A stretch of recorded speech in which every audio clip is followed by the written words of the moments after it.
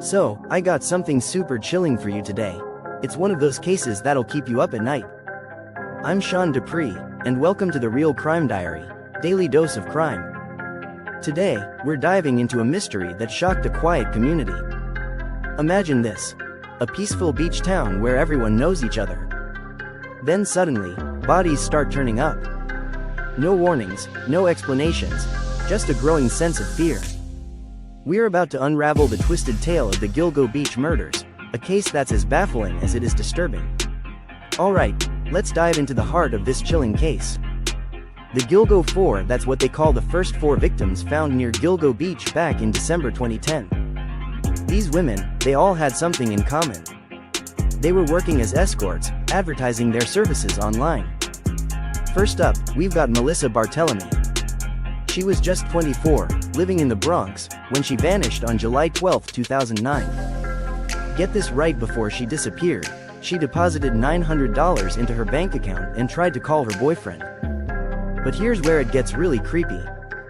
After she went missing, her family started getting these taunting phone calls from some guy mocking her younger sister. Just sick stuff. Then there's Maureen Brainard-Barnes. She was 25, from Connecticut. Last seen in Manhattan in early June 2007. Maureen, she was creative, compassionate. But life threw her some curveballs.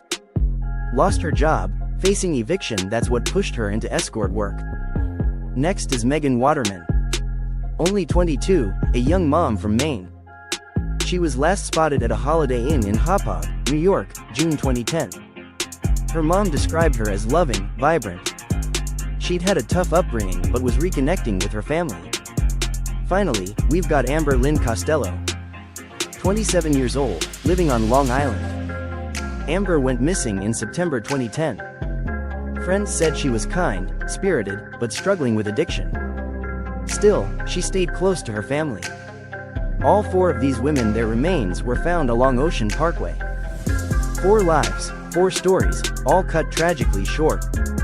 It's a stark reminder of the dangers lurking in the shadows, even in places we think are safe. Now, let's talk about 2 more victims in this twisted tale: Jessica Taylor and Valerie Mack. These women weren't part of the initial Gilgo Four, but man, their stories are just as chilling. Jessica Taylor, her case is... it's something else. Parts of her body were found way back in 2003 in Manorville, about 50 miles from Gilgo Beach. But get this, her skull and other remains? They didn't show up until 2011, right there along Ocean Parkway with the others. It's like a sick puzzle, pieces scattered across Long Island. Then there's Valerie Mack, known as Jane Doe No. 6 for years. Her story's similar: partial remains in Manorville in 2000, more parts near Gilgo Beach in 2011. It wasn't until 2020 that they finally put a name to her, thanks to some fancy genetic testing. Both these women, they were in the same line of work as the Gilgo Four. And the way their bodies were, well, separated, it points to a pattern. Same killer, same brutal method. It's a grim picture, but it's these connections that started tying everything together for the investigators. But here's where it gets even more complex, folks. The Gilgo Beach case isn't just about the Gilgo Four. There are other victims, and their stories add layers of mystery to this already baffling investigation. Take Karen Vergata, for example. She vanished back in '96, but it wasn't until 2023 that she was identified as one of the victims. Her remains were found in 2 separate locations: legs on Fire Island, and other parts near Tobe Beach. It's a grim pattern we've seen before in this case. Then there's the victim known as Asian Doe. Found in 2011, this case threw investigators for a loop. Biologically male but dressed in women's clothing, it raised questions about gender identity and expanded the victim profile. Cause of death?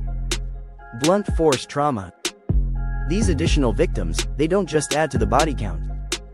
They complicate everything. Different timeframes, locations, even victim types. It's like trying to solve multiple puzzles at once. Are we dealing with one killer here, or could there be more? It's questions like these that keep investigators up at night, and frankly, they should keep all of us thinking too. Now, let's dive into the early stages of this investigation, and believe me, it was no walk in the park. the Suffolk County Police Department faced some serious hurdles right from the get-go. Picture this. You've got multiple bodies turning up along the beach, and you're trying to piece together what's going on. But here's the kicker. The very people who should be working together to solve this thing, they're not exactly seeing eye to eye. The biggest roadblock? That'd be former Suffolk County Police Chief James Burke. This guy, he made a call that had everyone scratching their heads. He decided to block the FBI from getting involved. Yeah, you heard that right. From 2010 to 2015, the feds were kept at arm's length. Now, you might be wondering, why on earth would he do that? Well, it turns out Burke had his own problems. He later got convicted for civil rights violations in a completely separate case. But his decision? It put a massive wrench in the works. Think about it. 5 years without the FBI's resources. That's 5 years of potential leads going cold, evidence deteriorating, and a killer potentially covering their tracks. But that's not all. The police department itself was like a revolving door. Detectives kept coming and going, making it hard to keep any momentum in the case. And let's not forget the crime scenes themselves. We're talking about beaches and marshlands, not exactly the easiest places to preserve evidence. Every tide, every storm, every passing day made the job that much harder. It's like trying to put together a jigsaw puzzle, but the pieces keep changing shape, and someone's hiding half of them from you. That's what these investigators were up against in those early years. Alright, so let's talk about how this case finally started to crack open. It's 2022, and things have been pretty much stalled for years. But then, Suffolk County Police Commissioner Rodney Harrison decides it's time to shake things up. He forms this multi-agency task force, bringing together the big guns. We're talking the Suffolk County PD, the FBI, New York State Police, and the District Attorney's Office. It's like assembling the Avengers of crime solving, you know? Now, here's where it gets really interesting. These guys start diving into the evidence with some seriously high-tech stuff. One of the game changers? Genetic genealogy. It's this wild technique that uses DNA and family tree research to identify people. And boom, they managed to put names to two of the Janes, Valerie Mack and Karen Vergata. But they didn't stop there. The forensic teams went back and took another look at all the physical evidence. There's this one piece that really stands out, a black leather belt found at one of the crime scenes. It's got these initials on it, either WH or THM. They're thinking this could be huge, so they even go public with it, hoping someone might recognize it. It's like watching a cold case suddenly heat up after all these years. Every new piece of evidence, every breakthrough in DNA technology, it's all bringing them closer to solving this nightmare that's been haunting Long Island for over a decade. Now, let's dive into the capture of Rex Heuermann. It all started in 2022 when investigators caught a break. A witness report linked Heuermann's vehicle, a Chevrolet Avalanche, to where Amber Lynn Costello was last seen. This was the thread that started to unravel the whole case. The investigators went into full surveillance mode. They tracked Heuermann's every move, using cell tower data to place him near the victim's last known locations. But it wasn't just about physical surveillance. They dug into his digital life too, and what they found was chilling. Heuermann had been making disturbing searches related to the murders and seemed obsessed with avoiding detection. But the real clincher? DNA evidence. In a move straight out of a crime thriller, investigators collected discarded items from Heuermann, including a pizza crust. The DNA from these items matched samples found on burlap wrappings used on some of the victims. And here's where it gets even more interesting. Hairs recovered from the crime scenes matched Heuermann's wife, who was conveniently out of state during the times of the murders. This perfect storm of evidence, forensic matches, digital footprints, and eyewitness accounts led to Heuermann's arrest in July 2023. It was a breakthrough that had been years in the making, finally bringing hope for justice to the victims' families and the community. So, there you have it, folks. The Gilgo Beach murders, a case that's shaken Long Island to its core. From the discovery of the Gilgo 4 to the arrest of Rex Heuermann, this investigation has been a roller coaster of twists and turns. The impact on the community can't be overstated. It's changed how people view their neighbors, their safety, and even their own town. But the story's not over yet. Investigations are ongoing, and there are still unanswered questions. What do you think about this case? Head over to our social media and let us know your thoughts. Are there aspects you want us to dive deeper into? Don't forget to subscribe for more true crime stories that'll keep you up at night. Until next time, stay safe and stay curious.